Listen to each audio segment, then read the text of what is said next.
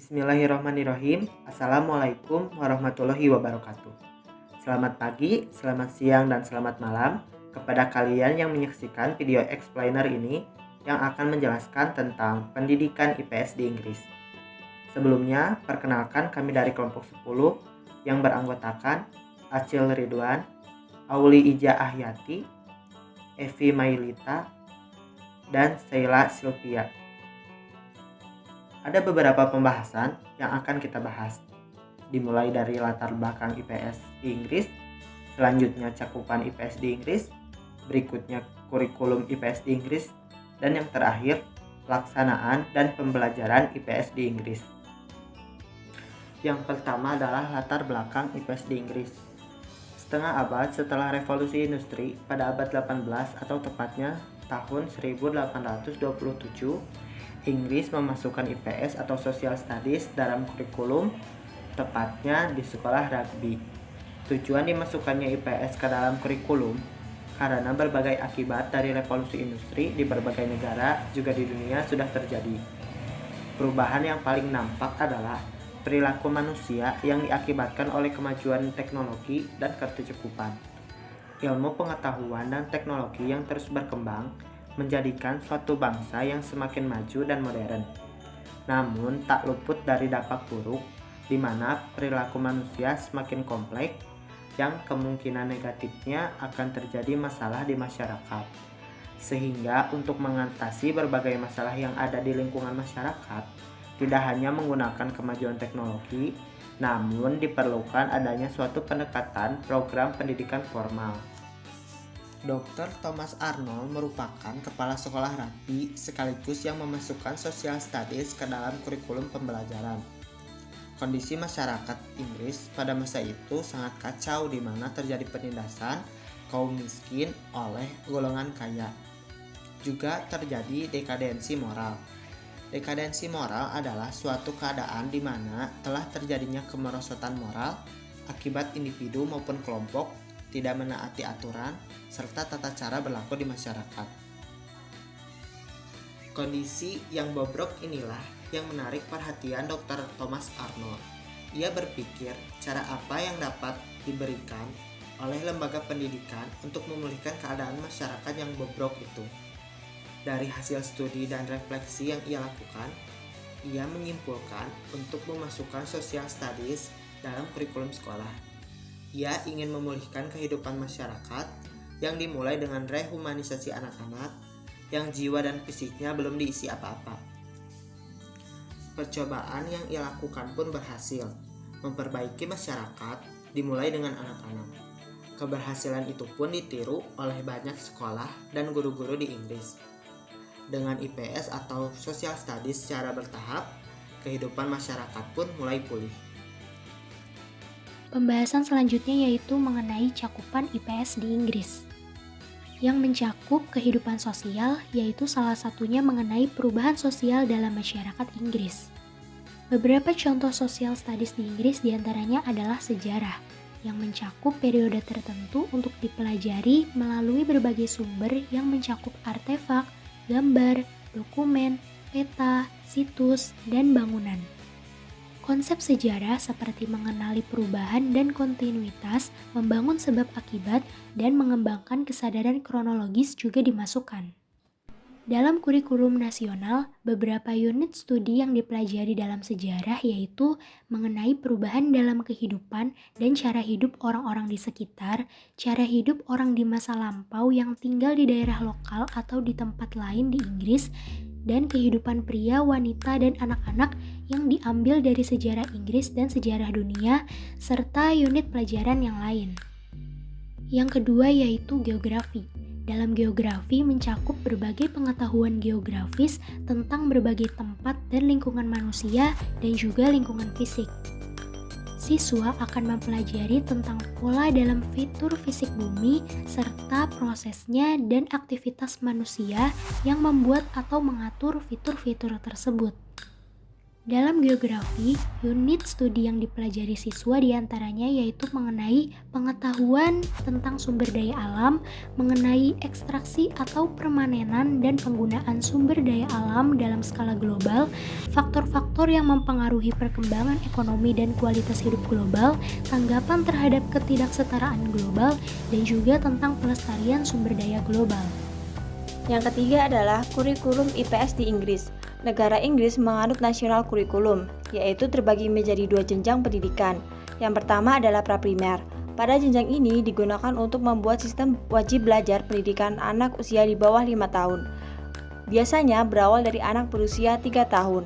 Berdasarkan peraturan Undang-Undang Child Care Act 2006, telah diberlakukan sistem Early Years Foundation Stage. Pada pembelajaran ini juga diajarkan untuk melatih emosi dengan baik, komunikasi, dan bahasa.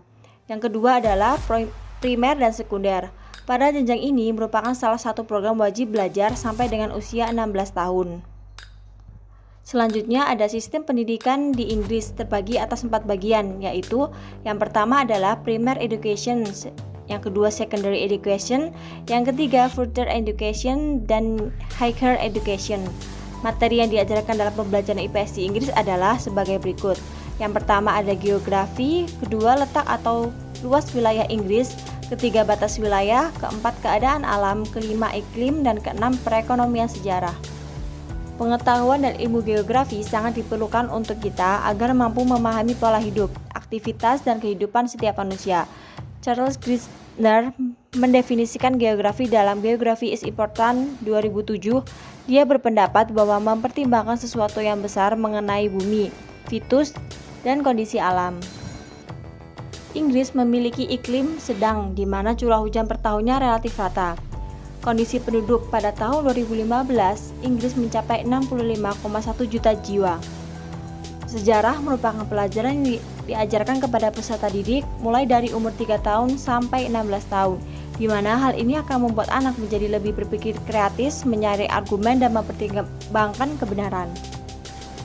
Adapun tujuan mata pelajaran IPS bagi peserta didik di Inggris menurut kurikulum nasional, agar dapat menjamin seluruh peserta didik menjadi yang pertama ada mengetahui dan memahami sejarah dari negara Inggris bagaimana terbentuknya. Yang kedua ada mengetahui sejarah Inggris secara logis, yaitu dengan kisah bagaimana penduduk pertama Inggris dan bagaimana cara mengembangkan hingga saat ini. Yang ketiga ada memahami konsep-konsep sejarah seperti kesamaan, perubahan, kebenaran, dan mampu menggambarkannya. Isi dari pembelajaran tersebut adalah yang pertama ada konsep bangsa dan negara, adanya peradaban pada negara, peristiwa penting yang terjadi secara signifikan baik nasional maupun global. Ada peristiwa sejarah seperti orang dan wilayah mereka sendiri, diajarkannya kronologi sejarah secara berurutan, aspek budaya yang ada di negara Inggris, memahami mengenai kehidupan perekonomian daerah, dan sejarah lokal. Adapun manfaat dari mempelajari seluruh mata pelajaran IPS bagi negara Inggris adalah mengetahui wilayah, letak, serta penduduk yang ada. Selanjutnya ada pelaksanaan dan pembelajaran IPS di Inggris. Di Inggris, studi IPS bertujuan untuk mengembangkan sikap kepercayaan diri, fleksibilitas, dan toleransi siswa ketika menghadapi berbagai masalah berdasarkan pengalamannya. Keberanian menghadapi masalah baru, proaktif dan inovatif, ingin mendengar informasi dan dapat saling menghargai dan berpikir. Dalam skala global, ada tujuan dan konsep hidup. Berdasarkan tujuan itu, dalam pembelajaran social studies atau IPS, guru sudah menetapkan tujuan yang lebih spesifik, seperti yang pertama, melatih keterlibatan dalam bekerja atau involvement of work. Yang kedua, belajar bekerja sama dengan orang lain atau collaboration with others. Yang ketiga, melatih keterampilan berkomunikasi atau communication skills. Yang keempat, belajar menghargai orang lain atau respect for others. Yang kelima, melatih keterampilan kognitif lain atau other cognitive skills. Yang keenam, belajar tertib diri atau self-discipline. Yang ketujuh, belajar mengembangkan pribadi atau individual development. Yang kedelapan, melatih keterampilan inquiry atau inquiry skills. Yang kesembilan, belajar mengembangkan konsepsional atau conceptual development. Yang ke-10, melatih keterampilan lain yang relevan atau miscellaneous. Kemudian selanjutnya ada struktur dasar pada sistem pendidikan sekolah dasar di negara Inggris yang bisa disebut primary education, yang dimulai dari usia anak 4-11 tahun. Pada saat anak usia 7-11 tahun, dilakukanlah evaluasi terhadap anak yang didasari oleh kegiatan siswa. Kemudian, evaluasi akhir dilakukan pada tahun akhir dengan nama National Curriculum Test. Kurikulum di negara Inggris sangat bagus karena sifatnya itu futuristik, yang artinya mengembangkan keterampilan sepanjang hayat. Selanjutnya, kesimpulan dari materi yang dipaparkan adalah di setiap negara pasti memiliki program ilmu pengetahuan sosial atau social studies yang menjadikan IPS ini sebagai pembelajaran yang wajib untuk mengembangkan potensi diri dalam menghadapi berbagai masalah sosial, merupakan tujuan yang sebenarnya dari program ilmu pengetahuan sosial ini. Di Inggris sendiri, IPS atau Social Studies diajarkan sejak anak menginjak primary school atau sekolah dasar. Karena jiwa anak-anak masih lembut serta belum diisi apa-apa, atau bisa juga dibilang karena anak-anak belum mengetahui dunia luar. Tujuan IPS di negara ini adalah untuk mengembangkan keterampilan belajar siswa, baik secara sosial yang diterima dan ekonomi yang dapat meliputinya. Kemudian siswa diajarkan untuk dapat memahami hubungan makhluk sosial dan hubungan dengan keluarga, bangsa, negara kawasan, dan bagian dunia lainnya.